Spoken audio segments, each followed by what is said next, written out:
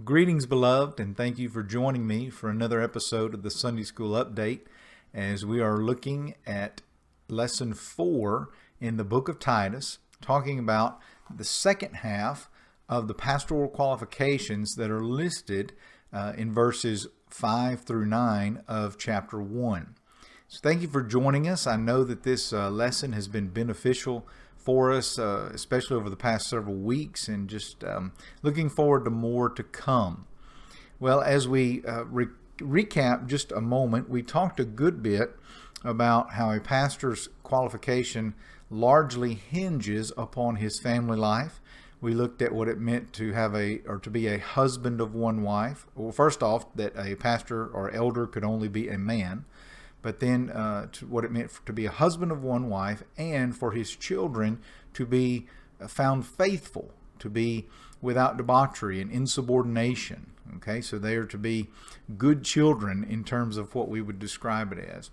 Although that makes us non-exempt, it doesn't guarantee that our children will go on to serve the Lord in that capacity later in life. But it does nonetheless call us to make sure that we are examples of those who would seek to raise our children in the fear and discipline or admonition of the Lord. Now we're going to move into the second half of these pastoral qualifications. And many are very just self-explanatory, and so we're not going to spend a lot of time diving into each one today. There's numerous ones here, so that would kind of take up too much time.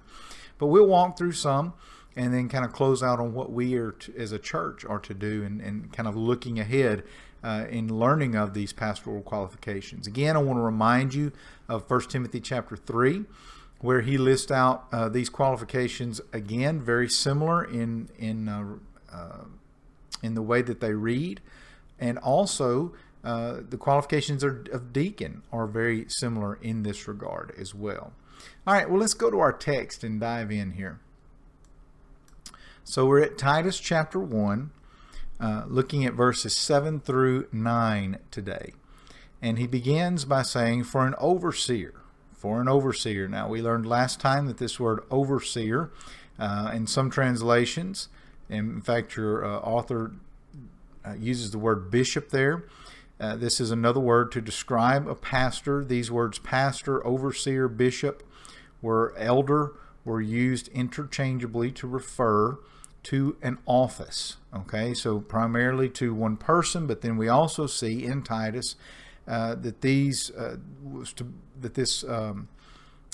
office was to be in a plurality of elders, or a plural nature, that there was an expectation for there to try and be more than one, and that these could be vocational, but they also could be lay leaders within the church. So just wanted to recall bring your attention back to that. And then he says, as God's steward. Well, God's steward, what are we talking about here? God's steward. In other words, God's manager. God's manager over what? Over the flock of God that he has entrusted these pastors to. They're to be managers of the flock of God. And what are they to do? Well, we think about Ephesians chapter 4 that we spent a great deal of time on, that we are to train them up in the ministry of the faith, equip them for the ministry of the faith. And we are to do so until all attain to mature manhood. So think about things like that. We are to be ultimately, though, good managers. Okay, we are not the head as the pastors. Christ is always the head of the church, and it is to him that we are to look. And we're going to talk about that in just a minute in terms of our application. Now we get more into the qualifications themselves. Must be above reproach. We spent a good deal of time talking about that. Blameless last time. He must not be arrogant. Okay. He must not be quick-tempered or a drunkard. Here we are talking about one who is given to wine. You may have that translation, but drunkenness is clear that drunkenness is a sin in the Bible or in the scriptures. We are not to be drunk. overindulging of wine in that regard. You can go on, he says, violent or greedy for gain. Now, these are the things that they are to be not. So these are the negatives. I think your author even mentions that. In my mind, very self-explanatory in terms of what this looks like. To be quite honest, if you suspect, if you see some things in the pastor that, if you see him react in different ways and you go, well, that was kind of arrogant of him, or wow, I can't believe that he reacted so quickly in that manner in terms of being angry. I can't believe that he's drunk. Those type things. Okay. And I'm not making light of it, but beloved, really, if you suspect, if something just raises your eyebrows at something, he reacts violently to something, you hear him mistreatment of a member, something along that nature, if he's always seeking for more money, if he always wants more, if those bells and whistles ought to go off in our head, beloved, and this is the point. I want to switch back here for just a minute just to talk with you face to face here. If your alarm bells are going off that you see these things in your pastor, don't just dismiss them. There's probably an issue here. If nothing else, he needs to be confronted with these things that, pastor, wow, you really overreacted to this situation that came up, or you really seemed angry and I don't understand why. And then we begin to look for a pattern. Now, beloved, again, none of us are without sin. None of us are perfect. And so there, as we talked about in Sunday school last week, there are times when, have I ever lost my cool? Sure, I have. But again, we're looking for a lifestyle. Are they given to these things? Because they must not be given to those things. The aspect, and especially when you get into drunkenness, violence, greedy for gain, these things don't just happen one time, okay? But also, or in a vacuum, you begin to see these things expressed, and if your alarm bells are going off, don't look past that. Don't just, well, I must not know what I'm talking about because I'm just a church member. Beloved, we've got to rid ourselves of this.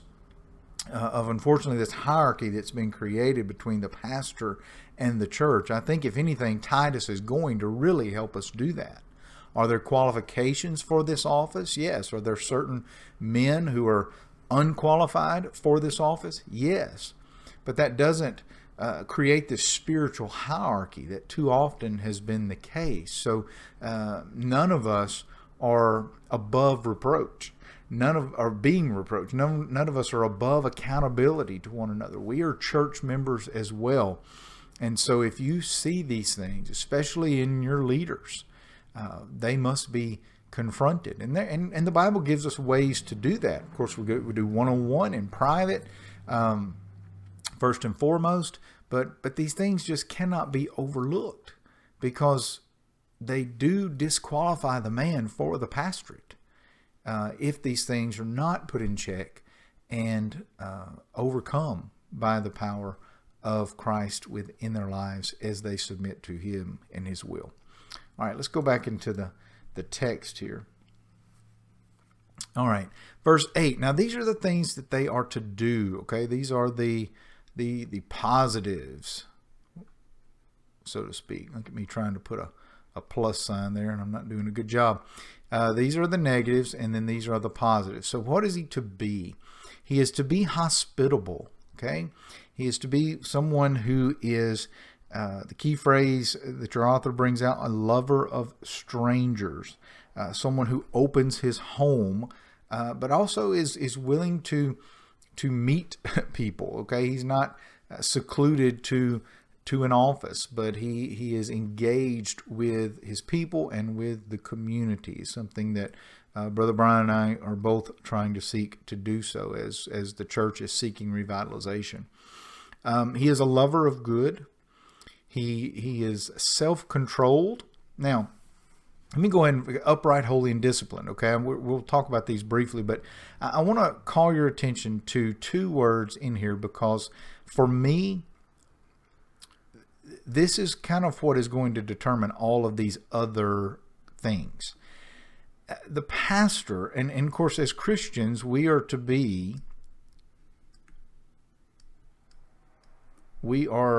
to develop the fruit of the Spirit. Okay, and Galatians tells us that, Galatians 5:22. You can go see the fruit of the Spirit. This is what the Spirit of the Lord is molding and making in us as we submit to His will. This is part of our sanctification. One of those fruit is self-control. A pastor must be in control of his emotions, in control of his actions, his body, the whole 9 yards. And in regards to that as well, he must be disciplined. So I'm going to join these together. Now, I think your author talks about the term temperate. But all of these, both of these, and really all of them, beloved, have to do with this area of self-control. Are they in control? And if not, especially when you think about being quick-tempered, drunkenness, violence, greed for gain, this is a lack of that self-control, and that is a problem and something that must be addressed. Are they upright? You may have the word just. Okay, in other words, are they seeking to be righteous? This goes back to that blameless aspect. But how is their lifestyle? What is their lifestyle? A display of righteousness? Are they considered good and godly? Are they seeking to be a godly husband, a godly father, things of that nature? Are they holy? Are they seeking to live a holy life? These are kind of connected as well. And then are they disciplined? You may have the word temperate there. But again, self-controlled. Are they self-controlled? Are they men who, as your author says, men who are qualified to be pastors? They control themselves well. And so we need to watch for this. Now, so how does this look in terms of the church that's growing?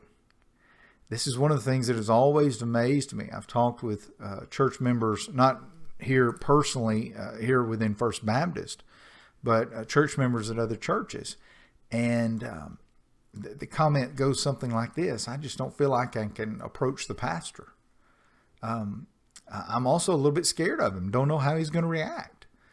Those are troubling words for me. If your church is growing, but you're scared to walk into the pastor's office, there's a problem there. There's an issue that needs to be addressed. The pastor ought to be very approachable. We'll talk about this in just a minute when we talk about vulnerability. The pastor needs to be someone who is approachable, not just by adults, but by children as well. He shouldn't be seen someone as, again, that spiritual hierarchy. He shouldn't be seen as someone who is, has the throne in the office and we can't get to him type thing. May that never be. We've got to dispel that picture, that perspective of the pastor. All right, let's go back to our text here. You got to move on. Now, verse 9, I think, is so pertinent to us. He says, he must hold firm to the trustworthy word. And not many commentators deal with this phrase, but I cannot go past it. He must hold firm to the trustworthy word as taught. In other words, as he has been taught. This is going to bring passages to mind. Of course, the Great Commission, but 2 Timothy 2, okay? We're going to see a little bit later, Titus 2. Beloved, pastors must be taught. They must be trained. And I'm not even speaking towards seminary education. Yes, they should pursue that if possible, but they should certainly pursue theological education in one form or fashion. There's so many outlets for that. and opportunities for that now. But again, the trustworthy word as they've been taught, the sound doctrine that they've been taught. Where have they been taught this? They need to have been taught this in the local church. Why? So that they may be able to give instruction in this sound doctrine and rebuke those who contradict it. So they know the word such that they can confront those who contradict it. Okay? But you have to know it first and foremost. In other words, they have been taught. The pulpit is not the place to develop your theological education. Okay? This is one of the things that I'm very passionate about, is we must, as pastors, have a firm foundation before we begin to shepherd the flock of God. And for too often, you have the case of guys who surrender to the ministry, and within the next week, they're shoved into a pulpit in a church somewhere and said, hey, preach, God's going to equip you, and things of that nature. And they have no idea what they're doing. And even worse, they have no foundation. Their doctrinal foundation has not been developed. And so too often we see pastors going off into false teaching, or we see them from one doctrinal spectrum into the other, just going back and forth. And this is so confusing for congregations, and they are not firmly planted. So again, I just want to, don't look past this phrase here. Paul is firm in that these men must be taught before they are sent out to the field. All right. Okay, beloved. Well, it's going to be a little bit shorter today, and that's okay. There's some things, though, that I want to bring your attention in terms of application, things that I hope that you talk about in your Sunday school classes. And I hope that this text has led to some good discussion, because this is how we're going to grow as a church. So given that, I do want to remind you, all right, as you're reading through this, remind yourself who is given charge to be the examiner of these qualifications. Well, what we're going to discover is that it is the church. The church, the local body, is the one who's been given charge to examine these qualifications to see if they if men who desire to be in the pastorate meet these qualifications, but also men who are in the pastorate, do they uphold these qualifications? And the church is to be the ones who examine that. So given that, I want to ask you a question. What will you do? What will we do as a church given this charge that we have been given? Okay? My question is, does this change how we consider a pastor to be qualified? Has your mind begun to be altered on what we are to be looking for in pastors, in those who desire the office? Okay, which 1 Timothy 3 says is one of the first qualifications, is that they must desire to be a pastor. That desire must be within them. But if it is, then we need to examine these to see if these other qualifications there. So does that change about what you consider a pastor to be? Secondly, are we actively looking and praying for God to raise up men here at FBC, here in our church, as pastors, as deacons, to fulfill these offices that God himself has given us? Are we praying about that? Lord, open our eyes to men who need to be trained in the faith, but also trained and encouraged in these areas. Do we see these qualifications in men now who are in our church? And should those things be examined further? Maybe for too often we have created this idea of pastor, elder, or even deacon, for this to be this out-of-body experience where you walk outside one day and in the clouds it says you are to be a deacon, you are to be a pastor. No, it doesn't work that way, beloved. These are the two offices that God has given us for men to fulfill within the church as leaders. So are we looking for these things in the men within our congregation? Thirdly, Here's a question for you. What if I begin to see areas of concern? What if I saw the pastor act out in anger one day? What does that mean? What am I to do? How do I speak with him about that? Or who do I go to talk about my concern with him in that regard? Okay, what do I do? Do I just push it to the side? Well, we've already discovered that no, if the church is supposed to be the examiner in that, then I cannot push it to the side. So what do I do with that? It's a great question for discussion. And number 4, are the pastors themselves seeking to be vulnerable toward the church? Are we, as Brother Brian and myself, are we seeking to be vulnerable with you? Are we opening up our home to you, opening up our children, our family to you, to be viewed, to be examined, to see how we are meeting and holding to these qualifications? We've been discussing these things greatly, and I'm going somewhere with all this. We've been discussing these things very intensely on Sunday nights. And so if you have not been attending on Sunday nights at 5:30, I would encourage you to do so. Right now we're moving through a book that it really requires no extensive preparation. We kind of walk through the book as we go. It's question and answers. We have discussion at the round tables there. We've been discussing church membership. Now we're discussing the church corporate. And what are we to be and to do? How are we to handle situations like this? What is it that we are to be looking for in pastors, in church members, things of that nature? Who is the church supposed to be in the community? What is that to look like? Okay, putting feet to the fire here. So if you haven't been coming, come. It's very relaxed, but it's great discussion, in-depth discussion that we're having on these things.